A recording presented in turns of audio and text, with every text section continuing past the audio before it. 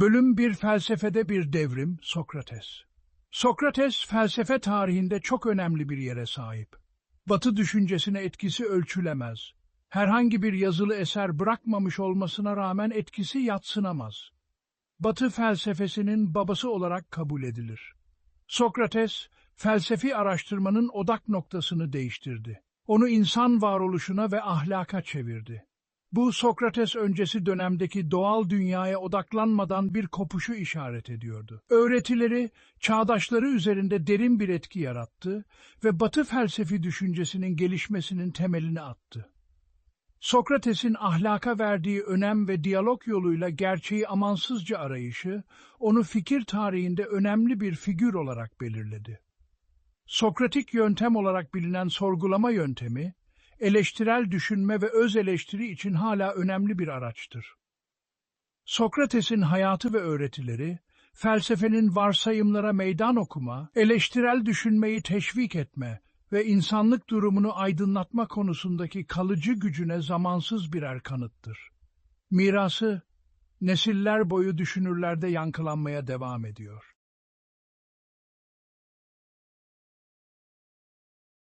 Bölüm 2 Sokrates öncesi ve sonrası felsefe. Sokrates öncesinde Yunan felsefesi öncelikle doğal dünyayı anlamakla ilgileniyordu. Thales, Anaximandros ve Anaximenes gibi filozoflar tüm gerçekliğin altında yatan temel ilkeyi veya arkeyi belirlemeye çalıştılar. Her şeyin ortaya çıktığı birincil madde olarak su, apeiron, sınırsız ve hava gibi çeşitli elementler önerdiler. Kozmolojiye ve arke arayışına bu odaklanma, genellikle Yunan felsefesinin Sokrates öncesi dönemi olarak adlandırılan dönemi karakterize ediyordu. Sokrates'in felsefe sahnesine gelişi, odak noktasında önemli bir değişikliği işaret ediyordu. Doğal dünyayı incelemenin önemini kabul ederken, en önemli soruların insan yaşamı, ahlak ve toplumla ilgili olduğuna inanıyordu. Felsefi araştırmanın vurgusunu kozmostan insanlık durumuna kaydırdı. Bu değişim, ünlü incelenmemiş bir hayat yaşanmaya değmez ifadesinde yansıtılmaktadır. Sokrates, gerçek bilgeliğin insanın dünyadaki yerini ve erdemli bir yaşam sürmeyi anlamasında yattığına inanıyordu. Kozmolojiden etike ve insan varoluşuna odaklanmadaki bu değişim, Batı felsefesinin sonraki gelişimi üzerinde derin bir etki yarattı. Platon ve Xenofon da dahil olmak üzere Sokrates'in öğrencileri, onun mirasını devam ettirdiler. Fikirlerini geliştirdiler ve sonraki yüzyıllar boyunca felsefi araştırmayı şekillendirecek düşünce okulları kurdular. Platon'un idealar teorisi, fiziksel dünyanın ötesine geçen soyut, ebedi ve değişmeyen gerçekliklerin varlığını öne süren metafizik sistemi, Sokrates'in evrensel gerçeklerle ve görünüşler dünyasının ötesinde bilgi arayışıyla ilgisinin bir uzantısı olarak görülebilir. Sokrates'in öz bilgiye, erdeme ve kişinin kendi yaşamını incelemesinin önemine verdiği vurgu, Aristoteles, Stoacılar ve Epikürcüler de dahil olmak üzere sonraki filozofların etik teorilerinin temelini attı. Onun sorgulama yöntemi olan Sokratik yöntem, eleştirel düşünme, varsayımlara meydan okuma ve öz düşünmeyi teşvik etmek için hala önemli bir araçtır. Sokrates'in Batı felsefesinin babası olarak mirası, felsefi araştırmayı insanlık durumuna yönlendirmedeki ve erdem ve bilgelik arayışını, Batı düşüncesinde merkezi temalar olarak belirlemedeki önemli rolüne dayanmaktadır.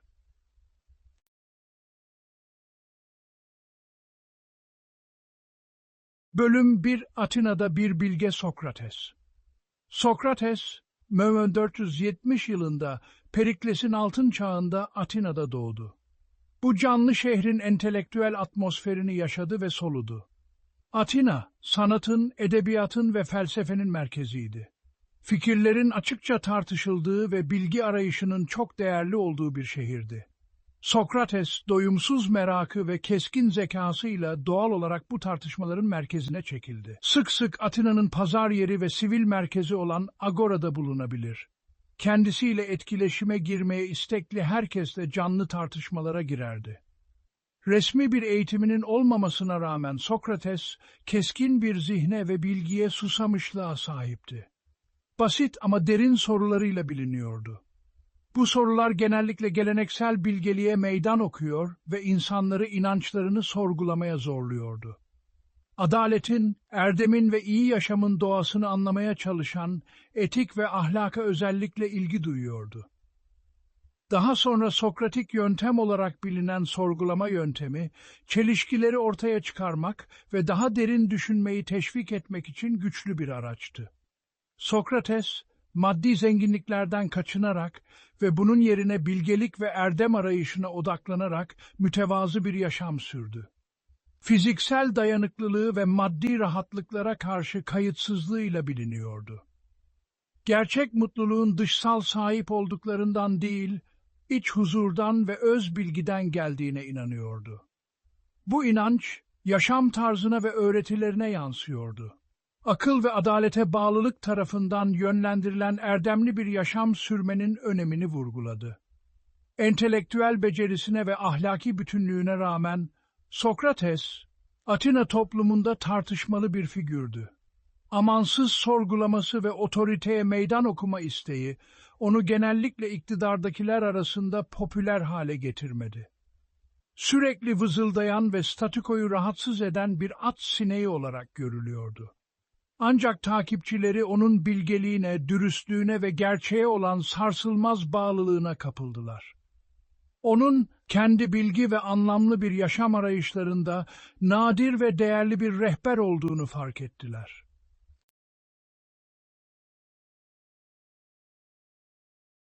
Bölüm 2, Peloponnesos Savaşı ve Sokrates'in hizmeti.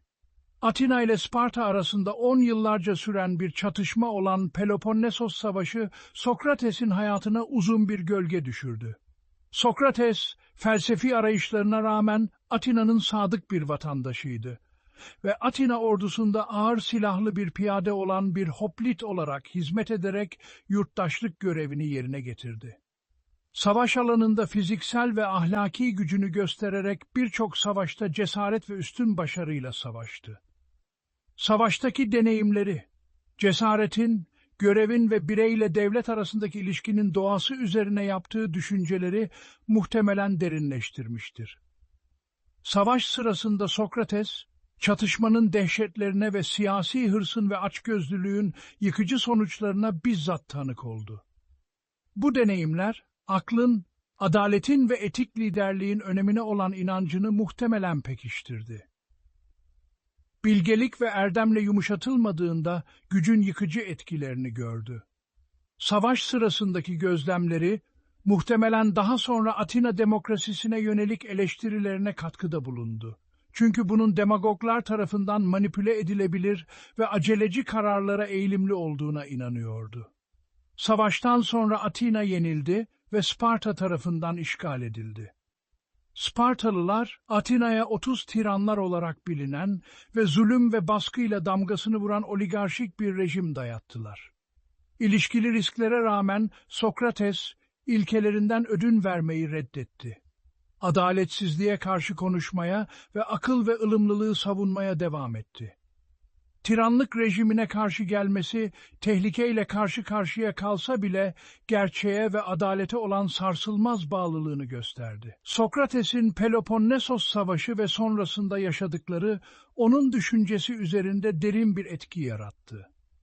Akıl ve adalete bağlılık tarafından yönlendirilen erdemli bir yaşam sürmenin önemine olan inancını pekiştirdiler.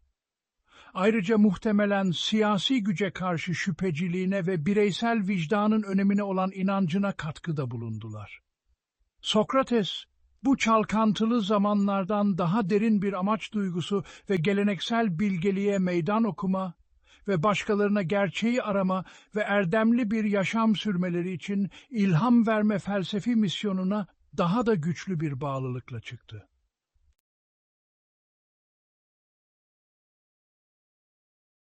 Peloponnesos Savaşı, Atina'yı hem fiziksel hem de manevi olarak harabeye çevirmişti. Bir zamanların gururlu şehir devleti artık eski benliğinin bir gölgesiydi. Yenilgi, beraberinde bir güven kaybı ve bir hayal kırıklığı duygusu getirmişti. Eski kesinlikler paramparça olmuştu ve gelecek belirsiz görünüyordu. Sokrates bu çalkantılı ve belirsiz ortamda felsefi misyonuna devam etti. Sadece Atina için değil, insan ruhunun kendisi için de şifa ve yenilenmeye ihtiyaç olduğunu gördü. Sokrates, iyileşmeye giden yolun, aklın, erdemin ve adaletin temel değerlerini yeniden keşfetmekten geçtiğine inanıyordu. Gerçek gücün askeri güçten veya siyasi hakimiyetten değil, içsel güçten geldiğini savundu. Bu içsel gücün öz bilgi, öz kontrol ve erdemli bir yaşam sürme taahhüdü yoluyla geliştirildiğini savundu. Mesajı, savaşın ardından anlam ve rehberlik arayan birçok Atinalı arasında yankı buldu. Değişen siyasi ortama rağmen Sokrates, halka açık diyaloglara girme pratiğine devam etti. Sosyal konumları veya siyasi bağlantıları ne olursa olsun, yurttaşlarının varsayımlarını ve inançlarını korkusuzca sorguladı. Kayıtsızlığa meydan okumayı ve insanları, yaşamları ve çevrelerindeki dünya hakkında eleştirel düşünmeye teşvik etmeyi görev olarak gördü. İncelenmemiş bir hayatın yaşanmaya değmeyeceğine inanıyordu. Sokrates'in amansız sorgulaması ve gerçeğe olan sarsılmaz bağlılığı onu hem hayranlık uyandıran hem de tartışmalı bir figür haline getirdi. Bilgeliğine ve alışılmadık öğretim yöntemlerine ilgi duyan, az sayıda ancak özverili bir öğrenci grubuna sahipti. Bununla birlikte otoriteyi sürekli sorgulaması ve geleneksel bilgeliğe meydan okumaları ona güçlü düşmanlar da kazandırdı. Bazıları onu sosyal düzene bir tehdit olarak gördü ve gençleri yozlaştırmakla suçladı. Etkisine şüpheyle baktılar ve onu susturmaya çalıştılar.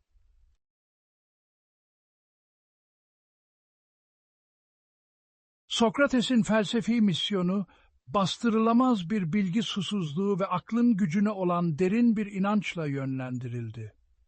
Felsefeyi soyut bir entelektüel arayış olarak değil, bir yaşam biçimi, bilgelik ve erdemi geliştirmenin bir aracı olarak gördü. Gerçek bilgeliğin kişinin kendi cehaletini tanımasıyla başladığına ve bilgi arayışının yaşam boyu süren bir çaba olduğuna inanıyordu. Ünlü bir şekilde, tek gerçek bilgelik, hiçbir şey bilmediğini bilmektir diye ilan etti. Sokrates'in felsefesinin merkezinde, Sokratik yöntem veya Sokratik diyalog olarak bilinen sorgulama yöntemi vardı. Bu yöntem, başkalarıyla diyaloğa girmeyi, çelişkileri ortaya çıkarmak, varsayımlara meydan okumak ve konunun daha derinlemesine anlaşılmasını sağlamak için tasarlanmış bir dizi araştırmacı soru sormayı içeriyordu. Sokrates, bu sorgulama ve eleştirel inceleme süreciyle bireylerin gerçeğe yaklaşabileceklerine ve kendilerini ve çevrelerindeki dünyayı daha iyi anlayabileceklerine inanıyordu. Sokrates'in öz düşünmeye verdiği önem ve gerçek bilginin her bireyin içinde bulunduğuna olan inancı, öğrencileri üzerinde derin bir etki yarattı.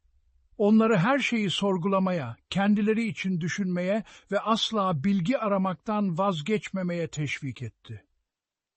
Öğretmen olarak rolünü, bilgi veren değil, başkalarının kendi içlerindeki gerçeği keşfetmelerine yardımcı olan biri olarak gördü. Herkesin bilgelik ve erdem potansiyeline sahip olduğuna, ancak bu niteliklerin öz düşünme ve eleştirel düşünme yoluyla geliştirilmesi gerektiğine inanıyordu. Sokrates'in Batı felsefesinin babası olarak mirası, yalnızca felsefi fikirlerine değil, aynı zamanda akıl, erdem ve gerçeği arama tarafından yönlendirilen bir yaşam sürme konusundaki sarsılmaz bağlılığına da dayanmaktadır. Felsefenin soyut fikirler dünyasıyla sınırlı kalmaması, dünyada iyilik için bir güç olması, bireylere daha adil ve doyurucu yaşamlar sürmeleri için ilham vermesi gerektiğine inanıyordu. Hayatı ve öğretileri, genellikle dogma, uygunluk ve statükonun eleştirisiz kabulünün hakim olduğu bir dünyada entelektüel merakın, eleştirel düşünmenin ve bilgelik arayışının önemini zamansız bir şekilde hatırlatıyor.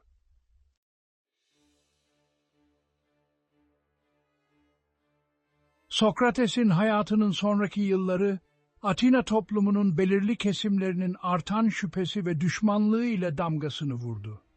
30 tiranların baskıcı yönetiminden sonra, Atina'da demokrasinin yeniden tesis edilmesi, bazı vatandaşların Sokrates'in alışılmadık öğretilerine ve otoriteyi amansızca sorgulamasına karşı hissettiği huzursuzluğu yatıştırmadı.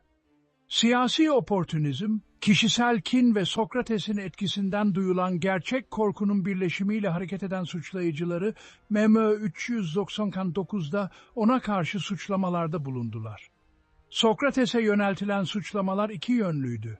Asebeya dinsizlik ve gençleri yozlaştırma. Dinsizlik suçlaması, Sokrates'in geleneksel dini inançlarını sorgulamasından ve tanrılar hakkında yeni fikirler sunmasından kaynaklanıyordu. Suçlayıcıları, Atina toplumunun dini temellerini baltaladığını ve vatandaşların ahlakını bozduğunu savundu. Gençleri yozlaştırma suçlaması, Sokrates'in bazıları Atina siyasetinde yerleşik düzene meydan okumaya devam eden, zengin ve etkili ailelerden gelen genç erkeklerle ilişkisinden kaynaklanıyordu. Sokrates'in suçlayıcıları arasında, Atina demokrasisine yönelik eleştirisine ve Aitos'un bazı siyasi muhalifleriyle ilişkisine kızan, zengin ve etkili bir politikacı olan Aitos da vardı.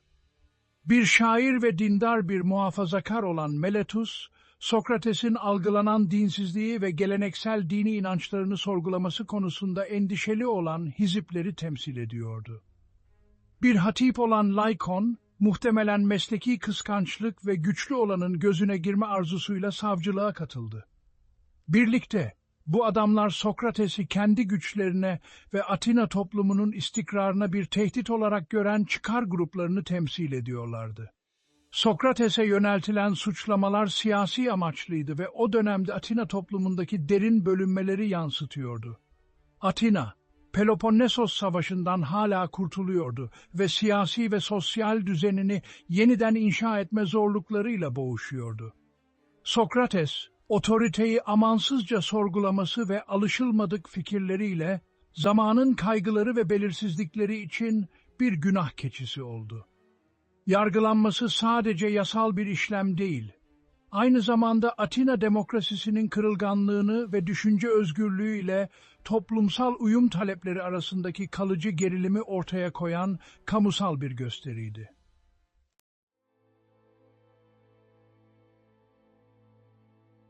Bölüm 2. Ölüme giden yol, yargılanma ve idam. Sokrates'in yargılanması, Atina'nın kalbinde yurttaşlarından oluşan bir jüri önünde gerçekleşti. Suçlayıcılarıyla karakteristik soğukkanlılığı ve belagatıyla yüzleşti. Hayatını ve felsefi misyonunu cesaret ve inançla savundu. Hiçbir suç işlemediğini ve gerçeği ve erdemi arayışının Atina'nın yararına olduğunu savundu. İncelenmemiş bir hayatın yaşanmaya değmeyeceğini ve bir filozof olarak rolünün kayıtsızlığa meydan okumak ve insanları yaşamları ve çevrelerindeki dünya hakkında eleştirel düşünmeye teşvik etmek olduğunu savundu. Savunmasının güzelliğine rağmen Sokrates, küçük bir farkla suçlu bulundu. Suçlayıcılarının duygusal çağrılarına ve dönemin siyasi ortamına kapılan jüri, onu ölüme mahkum etti. Yaklaşan ölümüyle karşı karşıya kalsa bile Sokrates, ilkelerine sadık kaldı. Merhamet dilemekten veya inançlarından vazgeçmekten vazgeçti. Ölümünü, felsefenin gerçek anlamını zorluklar karşısında bile ilkelerine göre yaşamak ve ölmek, göstermek için bir fırsat olarak gördü. Sokrates'in infazı, zehirli bir karışım olan baldıran zehri içmeye zorlanarak gerçekleştirildi. Son saatlerini arkadaşları ve öğrencileriyle çevrili olarak geçirdi, felsefi tartışmalara girdi ve teselli ve bilgelik dolu sözler söyledi. Ölümü, öğretmenlerini ve akıl hocalarını kaybetmekten mahvolan takipçileri üzerinde derin bir etki yarattı. Platon, özellikle Sokrates'in ölümünden derinden etkilendi ve diyalogları, Sokrates'in düşüncesinin kalıcı mirası ve gerçeğe ve erdeme olan sarsılmaz bağlılığının bir kanıtı olarak hizmet ediyor. Sokrates'in yargılanması ve infazı, düşünce özgürlüğünün kırılganlığının ve muhalif seslerin susturulmasının tehlikelerinin sert bir hatırlatıcısı olarak duruyor. Ölümü, entelektüel özgürlük ile uygunluk talepleri arasındaki kalıcı çatışmanın sembolü haline geldi. Ayrıca, muhalefetle karşı karşıya kalsa bile eleştirel düşünmenin, öz düşünmenin ve geleneksel bilgeliğe meydan okuma cesaretinin önemini de vurguladı. Sokrates'in hayatı ve ölümü, düşünce özgürlüğünün değer verildiği ve korunduğu daha adil ve aydınlanmış bir toplum yaratmak için çabalayan dünyanın dört bir yanındaki düşünürlere ve aktivistlere ilham vermeye devam ediyor.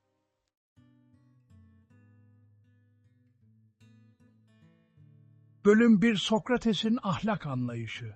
Sokrates'in felsefesinin merkezinde etiğe ve erdemli bir yaşam arayışına derin bir ilgi vardı.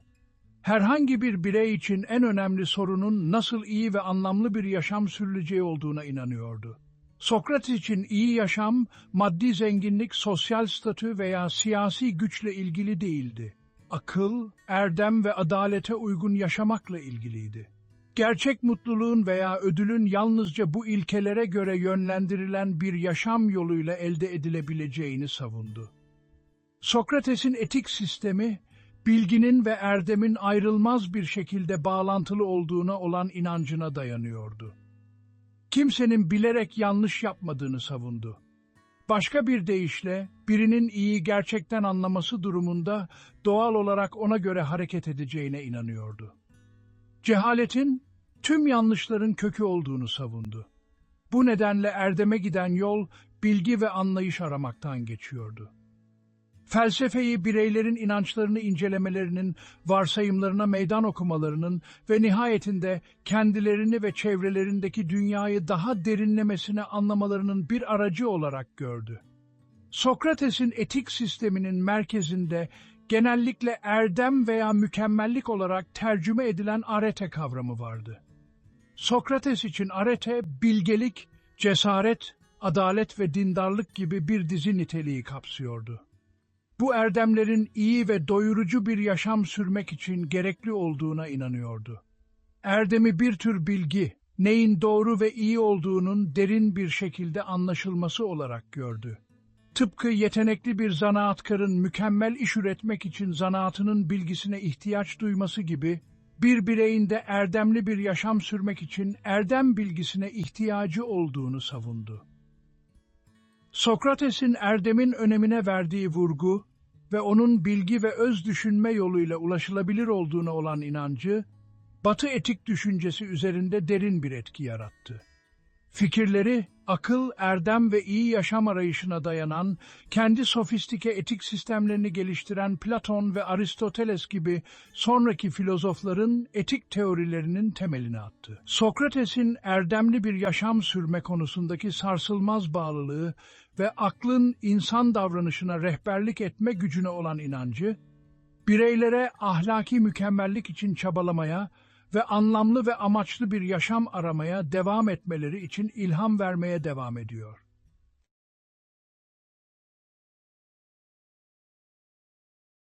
Bölüm 2: Doğurtma yöntemi, bilgiye giden yol. Sokrates'in daha sonra Sokratik yöntem veya Sokratik diyalog olarak bilinen öğretim yöntemi, felsefi fikirleri kadar ayırt ediciydi.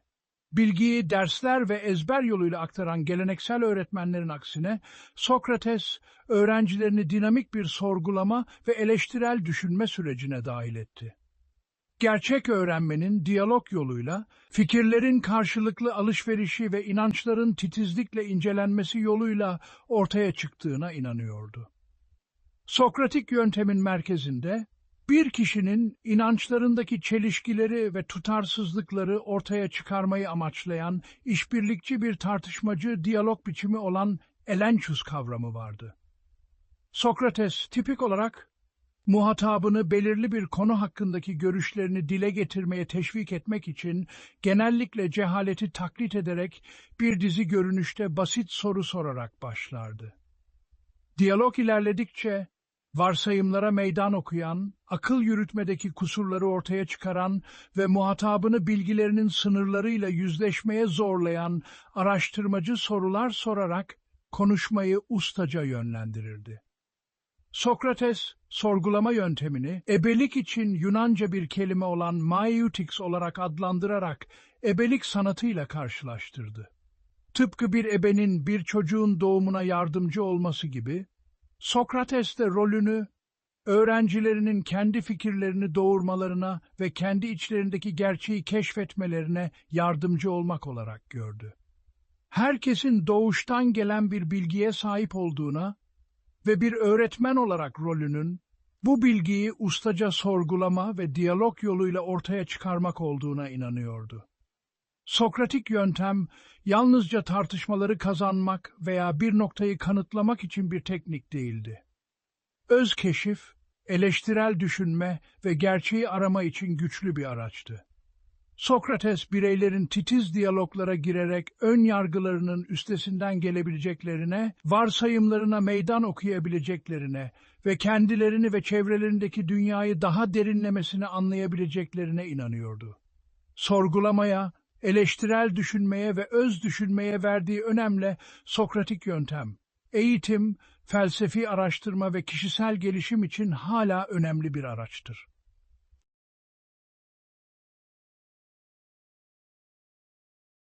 Sokrates'in hayatının ve felsefesinin en ilgi çekici ve tartışılan yönlerinden biri, eylemlerine rehberlik eden kişisel bir daimona, ilahi bir iç sese veya işarete olan inancıdır. Yunan dini geleneğinde derin kökleri olan bu kavram, Sokrates'in düşüncesinde benzersiz ve felsefi bir önem kazandı.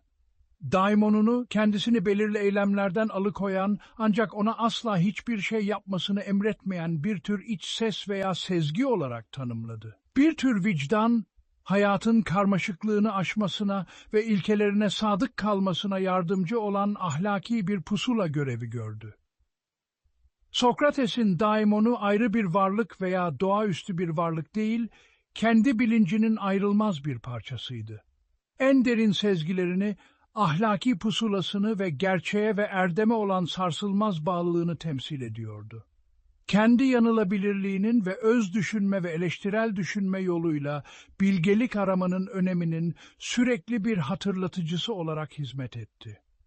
Daimon'un uyarıları genellikle toplumsal normlara ve beklentilere aykırıydı ve Sokrates'i otoriteyi sorgulamaya, geleneksel bilgeliğe meydan okumaya ve sonuçları ne olursa olsun gerçeği aramaya teşvik ediyordu. Daimon kavramı, Sokrates'in bireysel vicdanın ve iç yaşamın önemine olan inancını vurgular. Daimon'u her bireyin içindeki ilahi kıvılcımın, ahlaki sezgilerimizin ve öz düşünme kapasitemizin kaynağının bir tezahürü olarak gördü. Bizi daha yüksek bir gerçek ve bilgelik alemine bağlayan, insan ile ilahi arasında bir köprü görevi gördü. Sokrates'in popüler görüşe karşı gelmek veya kendi güvenliğini riske atmak anlamına gelse bile, Daimon'u dinlemeye istekli olması, ilke ve vicdan tarafından yönlendirilen bir yaşam sürme konusundaki sarsılmaz bağlılığını göstermektedir. Sokrates'in daimonu tarih boyunca çeşitli şekillerde yorumlanmıştır. Bazıları onu vicdanının veya akılcı yeteneğinin bir metaforu olarak görür. Diğerleri bunu, onun derin dindarlığının ve ilahiye olan inancının kanıtı olarak görür. Nasıl yorumlanırsa yorumlansın, daimon kavramı, Sokrates'in hayatının ve felsefesinin büyüleyici ve gizemli bir yönü olmaya devam ediyor. İçsel rehberliğe, ahlaki sezgiye ve kişinin en yüksek ilkelerine göre yaşanan bir yaşam arayışına verdiği önemi vurgular.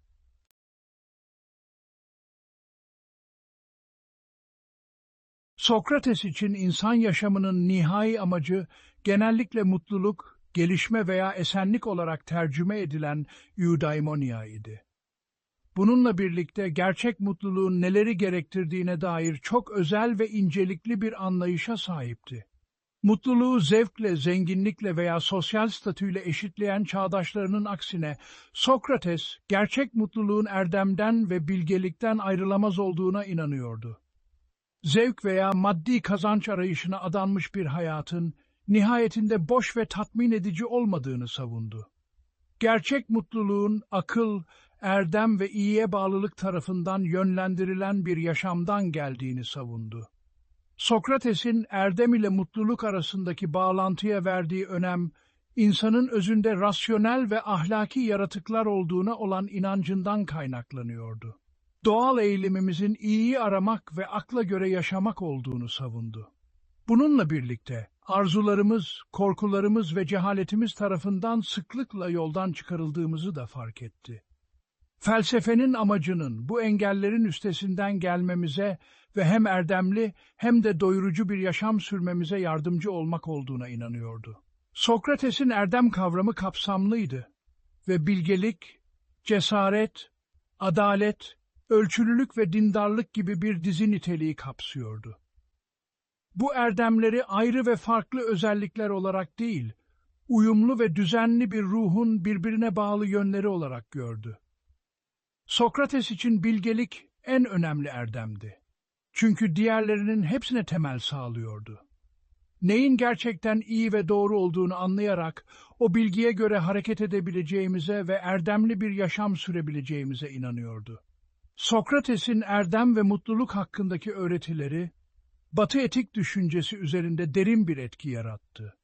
Akıl ve erdem tarafından yönlendirilen bir yaşam sürmenin önemine verdiği vurgu ve gerçek mutluluğun öz bilgi ve ahlaki mükemmellik yoluyla ulaşılabilir olduğuna olan inancı, Platon, Aristoteles, Stoacılar ve Epikürcüler gibi sonraki filozofların etik teorilerinin temelini attı.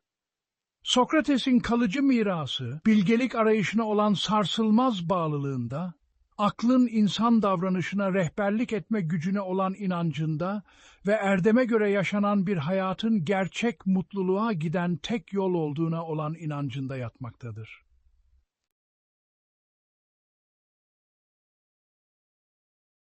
Sokrates, tek bir kelime bile yazmamış olmasına rağmen felsefe tarihine devasa bir figür olarak geçmiştir. Etkisi, fikirlerin kalıcı gücünün ve gerçeğin sarsılmaz arayışının bir kanıtı olarak 1000 yıllar boyunca yankılanıyor. Hayatı, felsefesinin bir kanıtıydı. Başkalarını bilgelik ve erdem aramaya, sorgulamaya, meydan okumaya ve ilham vermeye adanmış bir yaşam. Atina bilincini dogmanın uykudan ve sorgusuz sualsiz kabulden uyandıran bir at sineğiydi.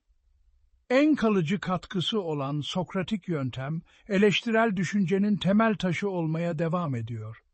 Acımasız sorgulama ve kesin tanımların peşinde koşma ile karakterize edilen bu yöntem, bireyleri kendi önyargıları, varsayımları ve tutarsızlıklarıyla yüzleşmeye zorlar. Toplumsal koşullanma ve dogma katmanlarını soyup, gerçeğin özünü ortaya çıkarmak için bir öz keşif aracıdır.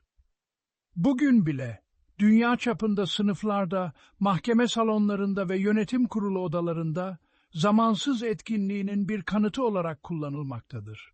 Yöntemin ötesinde Sokrates, insanlığa incelenmiş hayata derin bir saygı duygusu bıraktı.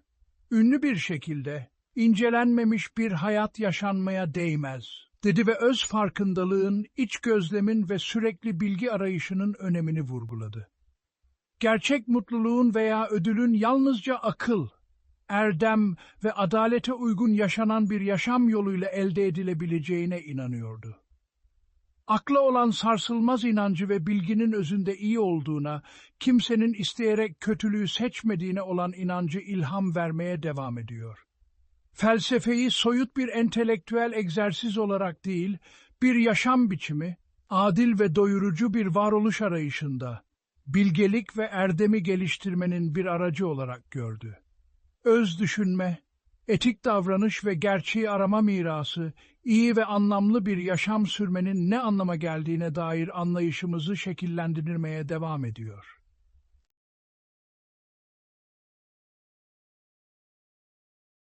Sokrates'in etkisi, Antik Yunanistan'ın sınırlarının çok ötesine uzanıyor.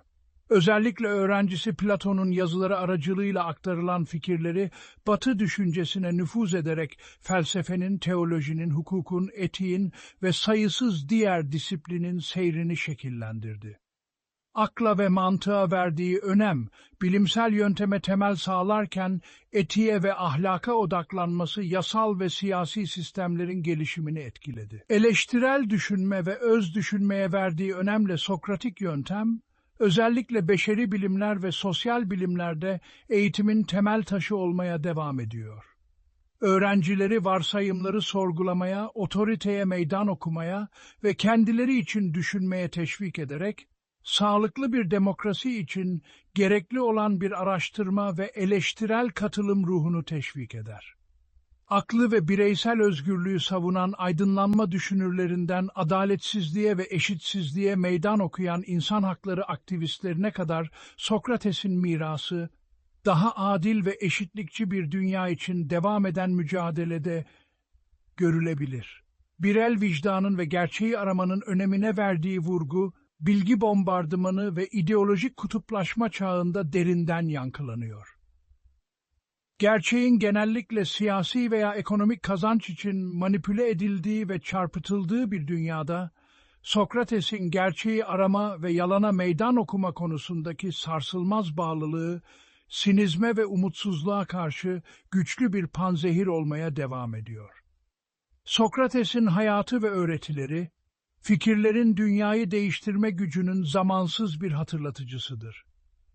Cesaret, inanç ve gerçeğe sarsılmaz bir bağlılıkla donanmış tek bir kişinin statükoya meydan okuyabileceğini, gelecek nesillere ilham verebileceğini ve insanlık tarihi üzerinde silinmez bir iz bırakabileceğini gösterdi. Bilgelik ve erdem arayışının, sürekli öz düşünme, eleştirel düşünme ve kendi inançlarımıza ve iktidardakilerin inançlarına meydan okuma cesaretini gerektiren, yaşam boyu süren bir yolculuk olduğunu hatırlatan bir işaret olarak duruyor.